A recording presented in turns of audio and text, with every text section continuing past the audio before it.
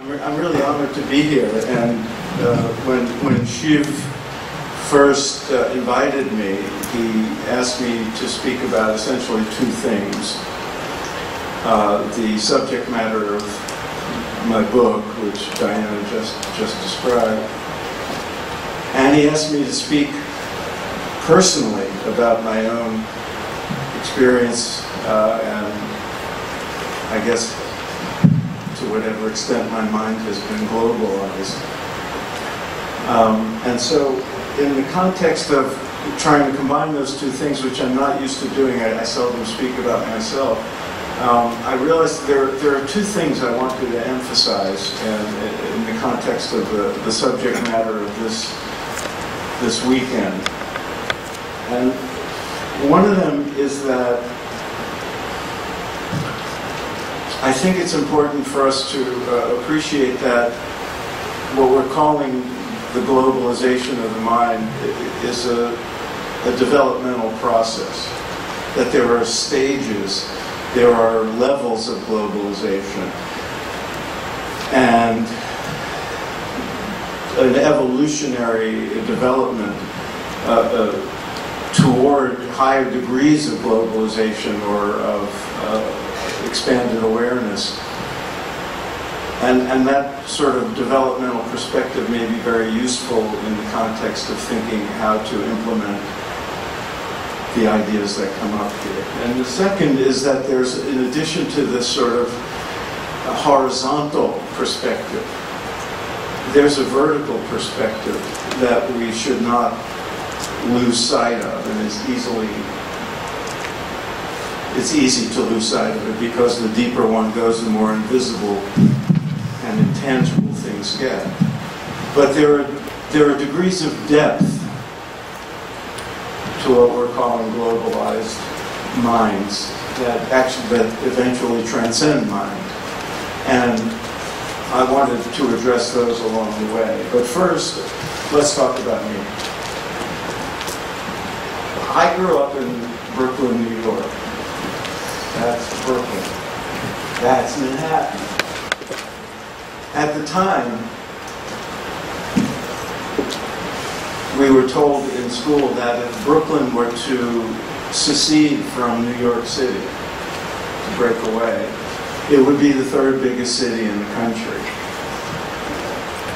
It was a densely populated and incredibly diverse population. I would imagine that in the 1950s there were a few places on the planet that had as much diversity as Brooklyn, New York, because it was the sort of beginning place for new immigrants of all kinds. So I grew up playing in schoolyards and playgrounds and going to school with and riding buses with and riding subways with and bumping into in the markets with people of all kinds of ethnicities. This was a schoolroom in the 50s. I'm sure there were neighborhoods like that in Toronto and Montreal. The people I grew up around were white and black and brown. There were Irish Catholics and Italian Catholics and East European Jews, and within each category there were very devout people and people who hated religion and thought it was the opium of the people, like my parents did. And so in my home, I grew up with no religion whatsoever, and in fact, not only no religion, but an anti-religion attitude. But others around me were busy going to churches and synagogues. And so I had a taste of ethnic and religious and racial diversity from a very early age. And this is part of, it's almost as if my mind started to be globalized just by being in that environment. As I said, we had no religion in our home, but if we had a religion, it would have been baseball. And the house of worship was Ebbets Field of blessed memory, and where the Brooklyn Dodgers played. Now, and the sort of Ishta Devatas of our chosen deities were the Brooklyn Dodgers. And I don't know if you can tell from the picture, but they were the most ethnically diverse baseball team at the time, matching the fans who would go there. It was one of the only places on earth where you could go and sit side by side with people of different ethnic groups and have something in common. Churches weren't like that. Synagogues certainly weren't like that. But this house of worship was. And our real Ishta Devata, our real hero, was Jackie Robinson. And this was how I grew up. And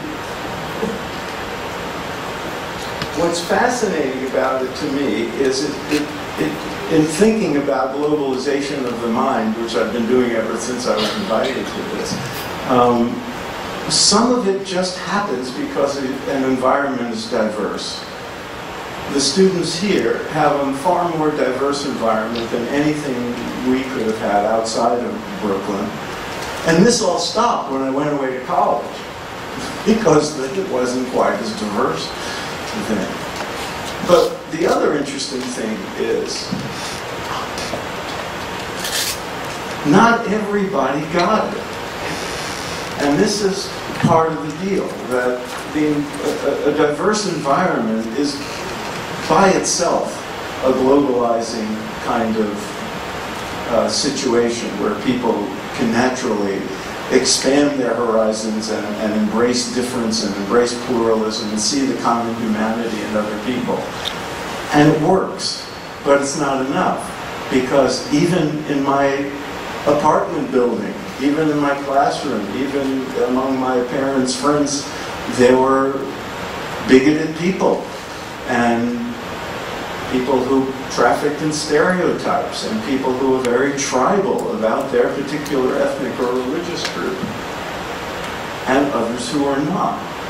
And so education enters in, and training, and the kind of things you're taught. So my parents, despite, or maybe because they were not religious, nevertheless were highly ethical people and old-time lefties who made us practice the golden rule, not knowing there was anything religious in the formulation of the golden rule in the first place, and made sure that was extended to all of humanity. That's how I was raised. Other people were not.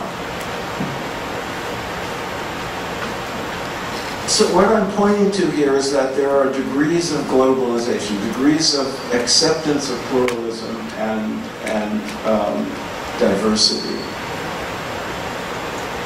that have to do with environment and education and parental training and all that sort of thing. Part of it is the normal growth process. We all grow from being totally self-centered little brats to expanding what we consider our sense of identity, so it comes to include other people, our siblings, our parents, our nuclear family, or eventually, presumably, our extended family, maybe the neighborhood, maybe our ethnic group, and so forth. So there are concentric circles of identification and where we extend our care and our concern. And some people stop there. Some people stop at the ethnocentric, and there's degrees of this, because it's not their family is all that matters, their religious group is all that matters, everybody else is the other. And some people keep expanding, for whatever reasons, to, and I'm using some terms from developmental psychology and people like Ken Goldberg, but there are synonyms for this.